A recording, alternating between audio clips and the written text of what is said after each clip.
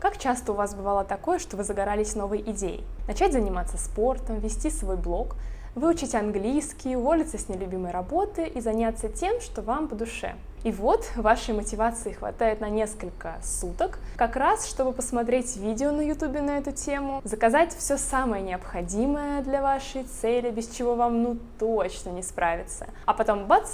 Что-то случается, начинаются отговорки, откладывание на потом, или же бесконечная подготовка, ожидание какого-то подходящего момента или события, после которого точно все пойдет как по маслу. На самом деле всему виной наш мозг, который очень умело научился нас обманывать. В какие ловушки нашего мышления мы попадаем и как научиться их замечать и переворачивать в свою пользу, поговорим в этом видео. Меня зовут Настя Минина, и я приветствую вас на своем канале, где мы говорим про инструменты, которые помогают вам эффективно добиваться своих целей. Тема, о которой мы сегодня поговорим, очень мне близка, так как я из тех людей, кто всегда очень много хочет, но очень долго раскачивается. Например, я около месяца откладывала запись видео для YouTube. Каждый раз находила в себе миллион оправданий. То свет не такой, то сценарий не готов, то тема слишком банальная. И мне самой же настолько осточертела эта внутренняя борьба с собой, что я просто села и решила записать ролик на эту тему и разобраться, почему же мы так часто тормозим сами себя, когда все есть. Просто нужно взять и сделать. И если уж вы смотрите этот ролик, значит, у меня получилось разобраться с этими ловушками, и я надеюсь, что это подтолкнет и вас сделать первый шаг к своей цели. Для начала давайте поговорим про страх. Вы наверняка слышали, что страх существует, чтобы защищать нас от опасности, которая на протяжении миллионов лет преследовала человечество со всех сторон. Те, кто был самыми осторожными, боялись лишний раз заглянуть за куст, в котором что-то шуршит, в итоге выживали. Страх — это самая сильная эмоция, которая воспитывалась у нас на протяжении всей истории, поэтому очевидно, что просто так мы от него не избавимся. Именно поэтому эту эмоцию активно используют, например, в продажах, когда стараются нам что-то продать, потому что это самый простой и короткий путь к нашему бессознательному. Однако давайте копнем немножко глубже. Что скрывается за этим страхом? Какие ловушки тормозят нас от того, чтобы просто взять и начать делать? Страх как механизм экономии энергии. Мозг — это очень ресурсозатратный орган, который тратит примерно 20% энергии тела.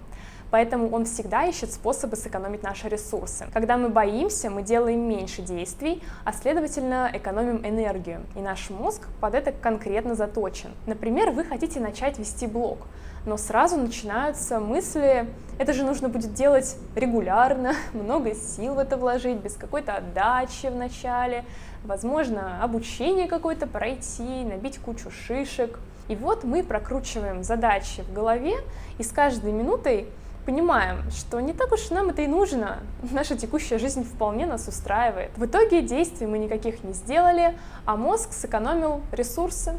Эффект катастрофизации. Замечали, что когда мы боимся, мы склонны преувеличивать возможные негативные последствия. То есть мы редко думаем о том, что хорошего мы получим, если начнем это дело.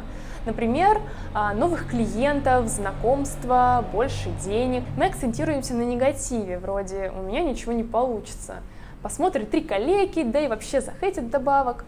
Да ну его нафиг, думаем мы. А мы создаем внутри себя эту катастрофу и как будто бы сами себя отговариваем, находим причины, почему делать этого точно не стоит. И это тоже обусловлено нашей любимой эволюцией. Как интересно, миллионы лет она нам помогала, и вот сейчас мы с ней боремся как с какой-то болезнью. Очень этот эффект ощущается перед публичными выступлениями, да и вообще в ситуациях, когда нам нужно контактировать с большим количеством людей. Меня лично прям до мурашек пробирает, даже когда я просто об этом думаю, о вас.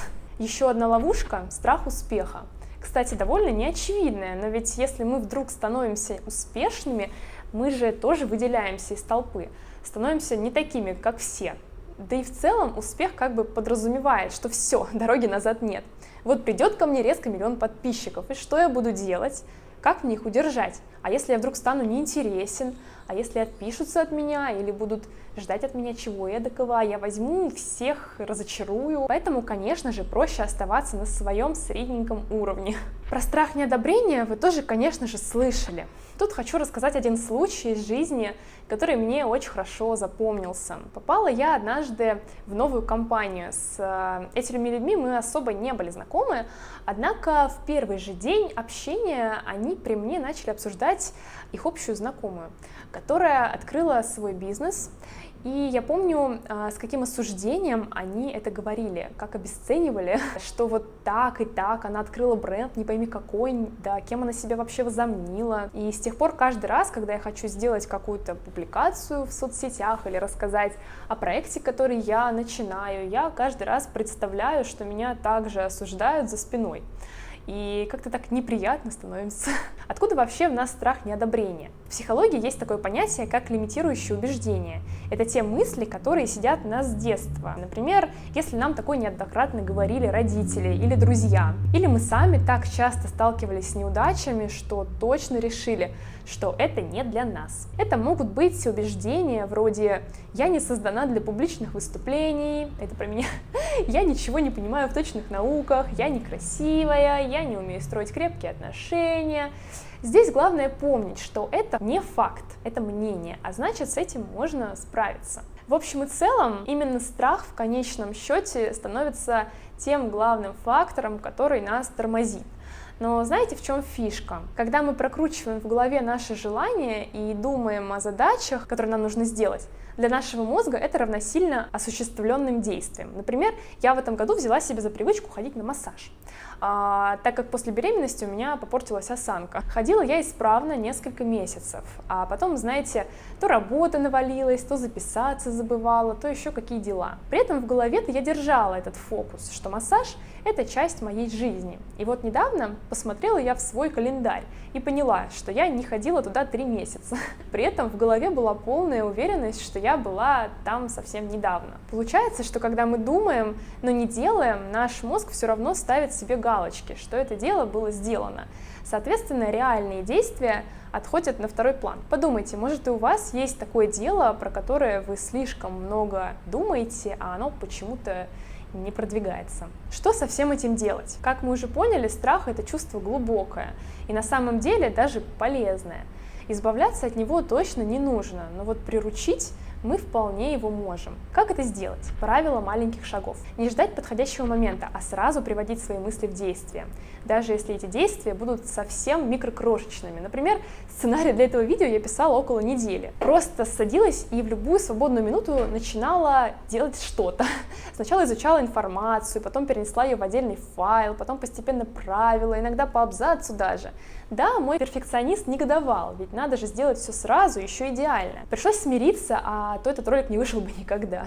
Во-вторых, расслабиться. Если ты чувствуешь тревогу и напряжение, нужно постараться расслабиться и попробовать отпустить ситуацию. Если боишься осуждения, просто сделай шаг с закрытыми глазами. Я так раньше посты выкладывала. Закрывала глаза, нажимала кнопку и выходила из соцсети на несколько часов. И будь что будет. Да, возможно, осудят, да, возможно, кто-то не поймет, но, может, найдется кто-то, кто, наоборот, вдохновится твоими поступками. Например, когда я вижу, что мои знакомые делают что-то классное, меня это очень заряжает и мотивирует. И прям, знаете, жить хочется. Хотя я, если честно, никогда им об этом не говорю. В любом случае, вы делаете это в первую очередь для себя. Если вы сделаете шаг к своей цели и продолжите идти к ней напролом, вам же от этого будет лучше. И если останетесь на месте, эффект почувствуете тоже только вы, только уже негативный. Мы живем одну жизнь, и очень жалко тратить ее на страхи, не думайте. В-третьих, найти поддержку. Постарайтесь найти людей, которые будут с вами на одной волне, которые поймут вас и поддержат, или будут идти к такой же цели. Я вот, например, состою в мастер-майнд-клубе с девушками из моего города, где мы делимся своими успехами, поддерживаем друг друга и мотивируем не бросать. А также я часто могу смотреть мотивирующие видео на YouTube, если понимаю, что людей с похожими целями рядом нет, но глотнуть мотивации хочется. Еще лайфхак — находить друзей по интересам в соцсетях, например, в Threads. Вы можете либо сами написать пост о поиске людей со схожими интересами и целями, либо найти таких людей в предложках. Особенно это будет работать, если вы делаете посты по интересующей вас теме.